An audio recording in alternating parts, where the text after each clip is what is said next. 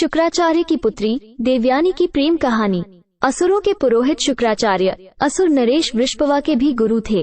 वृषभवा की पुत्री शर्मिष्ठा और शुक्राचार्य की पुत्री देवयानी एक दिन अपनी अन्य सखियों के साथ जलक्रीड़ा के लिए गई। उन्होंने अपने कपड़े एक पेड़ के नीचे रखे थे। लड़कियों की जलक्रीड़ा के दौरान तेज हवा चली और कपड़े इधर उधर हो गए। जलक्रीड़ा की समाप्ति के बाद जब लड़कियां अपने कपड़े पहनने लगी तो उनके कपड़े बदल गए। देवयानी के कपड़े शर्मिष्ठा ने पहन लिए। ये देख कुछ परिहास मिश्रित उलाहने के स्वर में देवयानी ने शर्मिष्ठा से कहा, मेरी शिष्या होकर तू मेरा वस्त्र कैसे ले सकती है? प्रतीत होता है तुझे सज्जनों के आचार विचार का ज्ञान नहीं है। ये सुन शर्मिष्ठा को क्रोध आ गया। उसने कहा, मेरे पिता राजा हैं, जबकि तुम्हारे पिता उनकी स्तुति करके अपना गुजर बसर करने वाले हैं। तू भिखारी की बेटी है जो भिक्षा लेकर गुजर बसर करता है। मेरे पिता की स्तुति की जाती है जो सभी को दान देते हैं, किसी से कुछ नहीं लेते। भिखारी की बेटी, तू मुझ पर क्यों अनावश्यक क्रोध कर रही है? इसके बाद देवयानी क्रोधित होकर शर्मिष्ठा के शरीर से अपने वस्त्र खींचने लगी। इस खींचातानी में शर्मिष्ठा ने देवयानी को धक्का दे दिया और वह कुएं में गिर गई। शर्मिष्ठा क्रोध में थी, अतः उसने कुएं में झांककर भी नहीं देखा। ये सोचकर कि देवयानी कुएं में गिरकर मर गई होगी, शर्मिष्ठा नगर लौट गई। शर्मिष्ठा और उसकी सखियों के जाने के कुछ देर बाद राजा ययाति वहां पहुंचे। वे किसी हिंसक पशु का पीछा कर रहे थे। घने वन में हिंसक पशु तो गायब हो गया और प्यास से व्याकुल राजा ययाति कुआं देख उसके पास गए। उन्होंने कुएं में झांक कर देखा तो पाया कि कुएं में पानी के स्थान पर घास, तिनकों और लताओं के ऊपर एक सुंदर युवती है। राजा ययाति ने युवती का परिचय पूछने के बाद उसे अपना परिचय दिया। इसके बाद उन्होंने उसे दिलासा देकर बाहर निकाला। युवती ने बाहर निकलते समय अपना दाहिना हाथ राजा ययाति को दिया। कुएं से निकलने के बाद ययाति ने देवयानी से कहा, अब तुम निर्भय होकर जहाँ जाना चाहती हो जा सकती हो। ये सुनकर देवयानी ने ययाति से कहा, तुमने मेरा दाहिना हाथ पकड़ा है, अतः अब तुम मेरे पति हो गए। अब मुझे अपने साथ ले चलो। ययाति ने कहा, हे सुमुखी, तुम ब्राह्मण कन्या हो और मैं क्षत्रिय हूँ, इसलिए हमारा विवाह नहीं हो सकता। मैं तुमसे विवाह कैसे कर सकता हूँ? तुम शुक्राचार्य की पुत्री हो जो जगत गुरु होने योग्य है। उनकी पुत्री का विवाह एक क्षत्रिय से कैसे हो सकता है? देवयानी ने कहा, हे राजन, अगर मेरे कहने पर तुम आज मुझे वरण करने को तैयार नहीं हो और मुझे साथ नहीं ले जाते हो तो मैं पिताजी की अनुमति लेकर तुम्हारा वरण करूंगी, तब तुम मुझे अपने साथ ले जाओगे। इसके बाद ययाति देवयानी से विदा लेकर चले गए। ययाति के जाने पर देवयानी घर नहीं गई, वहीं एक वृक्ष का सहारा लेकर खड़ी हो गई। पुत्री के घर लौटने में हुए विलंब से चिंतित गुरु शुक्राचार्य ने उसकी खोज में एक दासी भेजी। दासी पद चिन्हों के सहारे देवयानी तक पहुंची और उसने उसे वहां रोते हुए पाया।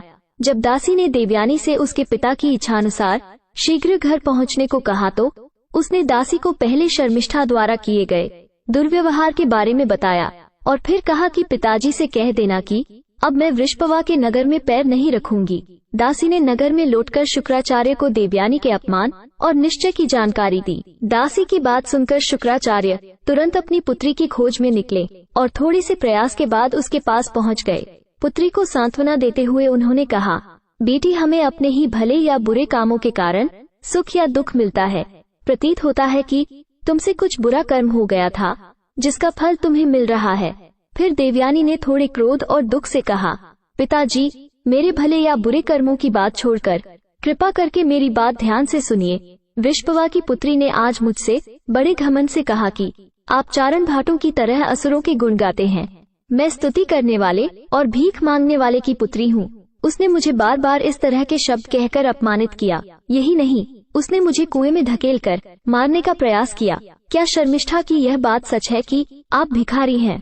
शुक्राचार्य ने कहा, बेटी देवयानी, तू स्तुति करने वाले, भीख मांगने वाले या दान लेने वाले की बेटी नहीं है। मैं राजा की प्रशंसा करने वाला चारण भाट नहीं हूँ। मैं किसी की स्तुति नहीं करता, लोग मेरी स्तुति करते हैं। देवयानी को समझाते हुए शुक्राचार्य ने कहा, पुत्री, जो मनुष्य दूसरों के कठोर वचन या अपनी निंदा सह लेता है वह संपूर्ण विश्व को जीत लेता है। जो मनुष्य अपने क्रोध को अनियंत्रित घोड़े पर सवार घुड़सवार की तरह नियंत्रित कर लेता है वह सच्चा सारथी है। वह नहीं जिसने लगाम तो पकड़ी है लेकिन जिसके वश में घोड़ा नहीं है। देवयानी समझो, जिसने क्रोध को जीत लिया उसने विश्व को जीत लिया। जिस प्रकार सांप अपनी केचुली त्याग देता है उसी प्रकार मनुष्य को क्रोध त्याग देना चाहिए। देवयानी ने कहा, पिताजी, यद्यपि अभी मैं छोटी हूँ, तथापि धर्म अधर्म का अंतर समझती हूँ। मैं ये भी समझती हूँ कि क्रोध से क्षमा उत्तम है, तथापि उन लोगों के साथ रहना उचित नहीं है जिन्हें मर्यादा और शिष्टाचार का ज्ञान नहीं है, जो दूसरों के सदाचार और कुल की निंदा करते हैं, कटु वचन हृदय को चीर कर रख देते हैं, हथियारों से किए गए घाव तो भर जाते हैं, विष का प्रभाव भी धीरे धीरे समाप्त हो जाता है, और अग्नि से जला मनुष्य भी कुछ समय बाद ठीक हो जाता है, लेकिन कटु वचन से किए गए घाव नहीं भरते हैं। देवयानी की बात सुनकर शुक्राचार्य अत्यंत क्रोधित होकर वृषभवा के पास गए। उन्होंने उससे कहा, पहले तुम्हारे सेवकों ने मेरे यहाँ विद्याध्ययन कर रहे निष्पाप और धर्मज्ञ कच की बार बार हत्या की। अब तुम्हारी पुत्री शर्मिष्ठा ने मेरी पुत्री देवयानी का न केवल कटु वचनों से अपमान किया है, बल्कि उसे कुएं में धकेलकर मारने का प्रयास किया है। इस अपराध के लिए अब मैं तुम्हारे राज्य में नहीं रहूंगा। शुक्राचार्य की यह धमकी सुनकर वृषभवा भौंचक रह गया। उसने कहा, मुझे इस बारे में कुछ पता नहीं है, लेकिन अगर आप हमें छोड़कर जाएंगे तो हम समुद्र में कूदकर जान दे देंगे या जलती आग में कूद पड़ेंगे। वृषभवा के ये वचन सुनकर शुक्राचार्य ने कहा, आप कुछ भी करें, चाहे समुद्र में कूदे या जलती आग में कूदे, मैं अपनी पुत्री का अपमान और उसके प्रति किया गया कठोर व्यवहार सहन नहीं कर सकता। अगर आप मेरी पुत्री को संतुष्ट कर सके तभी मैं आपके राज्य में रुकूंगा, अन्यथा नहीं। वृषभवा और उसके दरबारी वन में देवयानी के पास गए और उससे क्षमा मांगी। देवयानी का गुस्सा शांत नहीं हुआ था। देवयानी ने कहा, शर्मिष्ठा ने कहा था कि मैं एक भिखारी की पुत्री हूँ, अतः अब वह अगर मेरी दासी बनना स्वीकार करे और मेरे विवाह के बाद भी मेरी सेवा करने का वचन दे, मैं उसे क्षमा कर सकती हूँ। वृषभवा और शर्मिष्ठा इस पर सहमत हो गए। शर्मिष्ठा ने अपना दोष स्वीकार किया। उसने कहा, मेरे अपराध के कारण मेरे पिता के आचार्य को नहीं जाना चाहिए। मैं देवयानी की सेवा करने और दासी बनने को तैयार हूँ। शर्मिष्ठा ने देवयानी से कहा, मैं दासी बनकर तुम्हारी सेवा करूंगी और तुम्हारे विवाह के बाद तुम्हारे साथ जाऊंगी। कुछ समय बाद देवयानी फिर उसी वन में गई। संयोगवश ययाति भी शिकार के लिए वहाँ पहुँचे। राजा ययाति ने खूबसूरत आभूषणों से सजी और दासियों से घिरी देवयानी को देखा। देवयानी ने एक बार फिर ययाति से अनुरोध किया, चूंकि तुमने मेरा दाहिना हाथ पकड़ा था, अतः तुम मुझे अपनी पत्नी बनाओ। ययाति शुक्राचार्य के भय से यह प्रतिलोम विवाह करने को तैयार नहीं था, अतः देवयानी ने दासी भेजकर अपने पिता को बुलाया। शुक्राचार्य के आगमन पर देवयानी ने कहा, पिताजी, नहुष पुत्र राजकुमार ययाति हैं।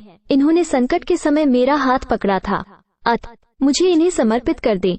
शुक्राचार्य ने ययाति से कहा, नहुष नंदन, मेरी पुत्री ने पति रूप आपका वरण किया है, अतः इसे अपनी पटरानी के रूप में ग्रहण करो। वृषभवा की पुत्री शर्मिष्ठा भी तुम्हें समर्पित है। इसका सदैव सम्मान करना, किंतु इसे कभी अपनी सेज पर ना बुलाना। इसके बाद शास्त्रोक्त विधि से ययाति के साथ देवयानी का विवाह हो गया। समयानुसार देवयानी ने एक पुत्र को जन्म दिया। ये देख शर्मिष्ठा की इच्छा भी माँ बनने थोड़ी हिचकिचाहट के बाद उसका निवेदन स्वीकार किया और शर्मिष्ठा भी गर्भवती हो गई।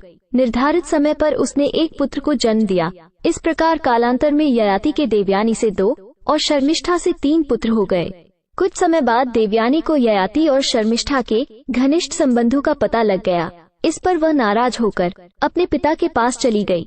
देवयानी से शर्मिष्ठा के 3 पुत्रों की जन्म कथा सुनकर शुक्राचार्य नाराज हो गए और उन्होंने ययाति को श्राप दिया कि तुमने जवानी के नशे में आकर यह अनुचित कार्य किया है, अतः तुम वृद्ध हो जाओ।